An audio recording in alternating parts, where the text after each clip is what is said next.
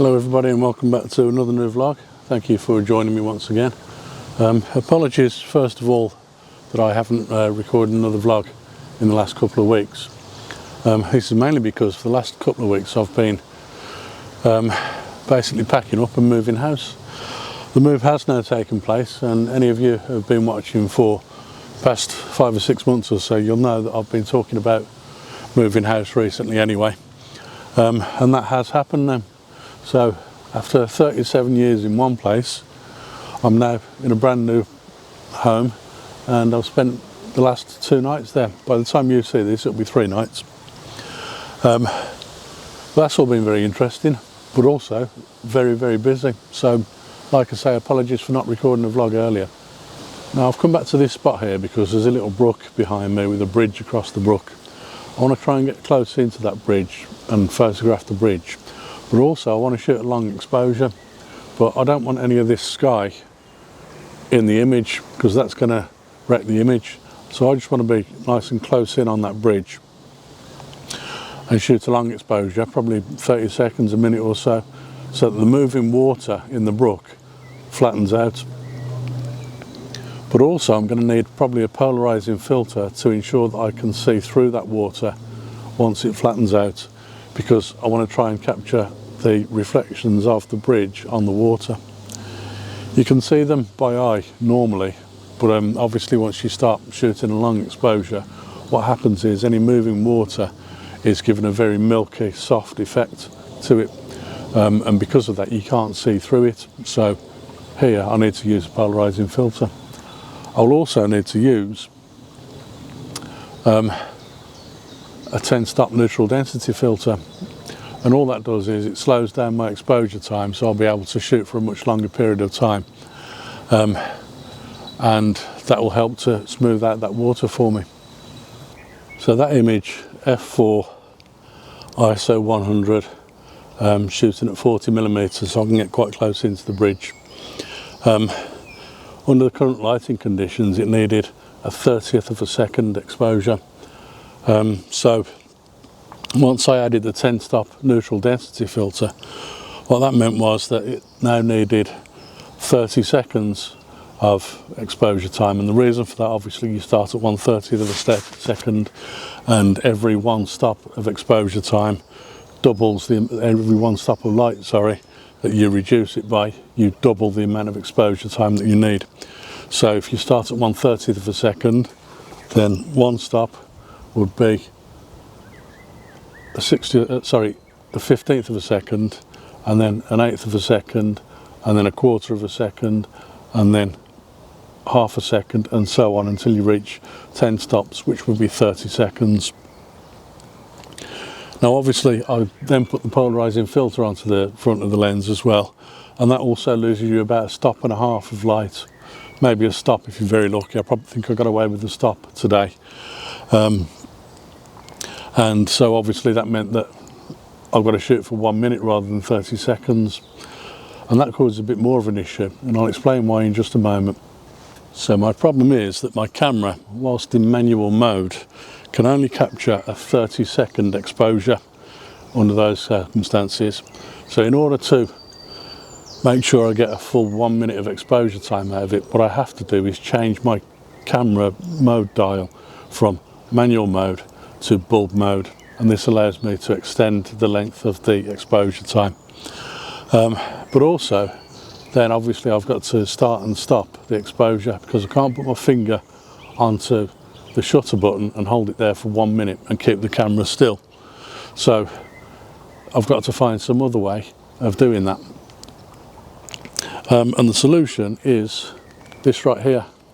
It's what us photographers use for creating long exposures, and it's quite simply just a shutter release cable.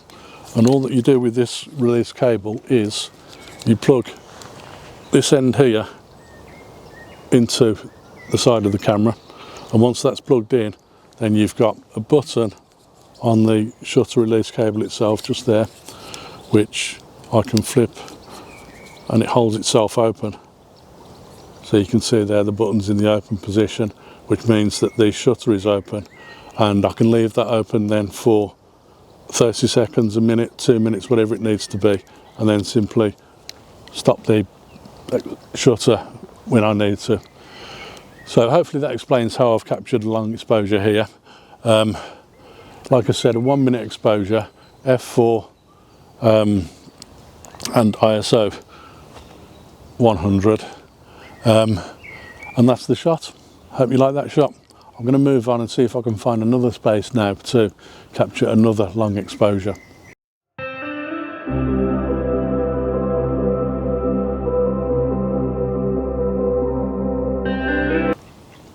Okay, so it looks like I've got my next shot. Just behind me here, I don't know how well you can see it with this light, there's a piece of wood sticking up just out of this pond here. And I'd like to try and get a shot of that with the water all around it, smoothed out, because that makes a really nice, interesting, fine art piece.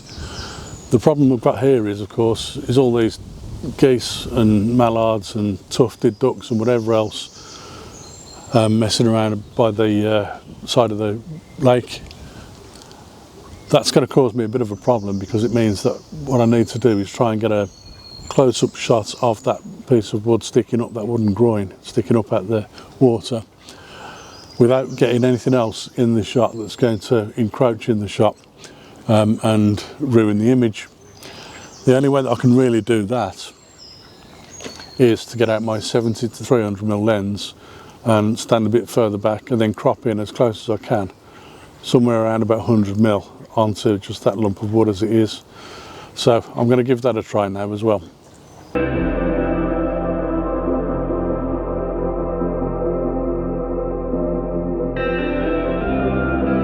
So obviously that image, 180mm, shot with the 70 to 300mm lens,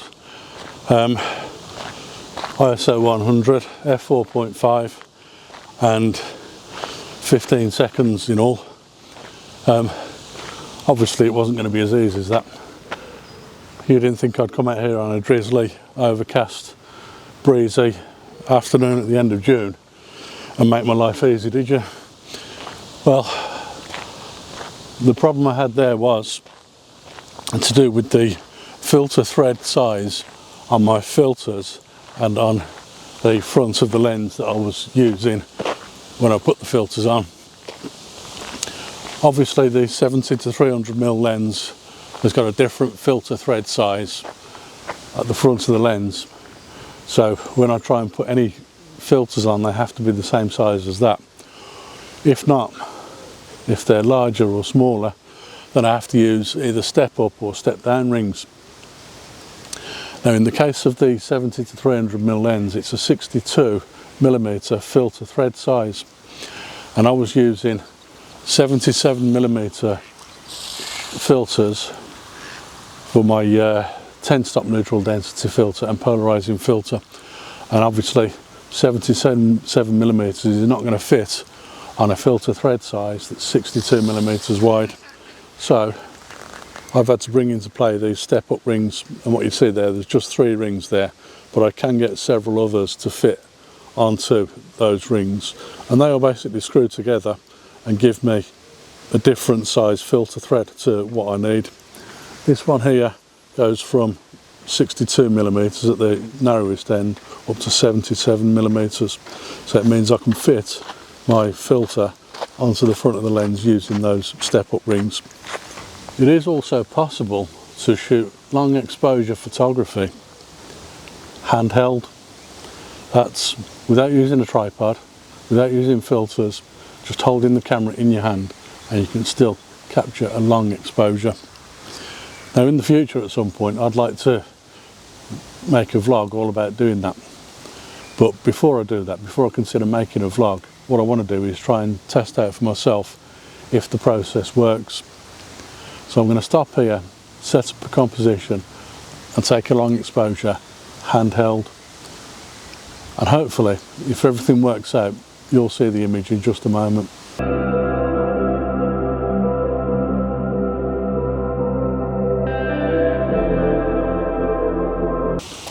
So hopefully you've just seen an image which hopefully has worked, and if it has worked I hope you like that image. A lot of hopes there, I know. But for now, that's it for today's vlog. Hope you've enjoyed watching me take long exposures and show you some of the accessories that I use for that. And if you have enjoyed it, please remember to give the video a thumbs up, and also please remember to subscribe to my channel, and I look forward to seeing you all again on another vlog very soon. Bye for now.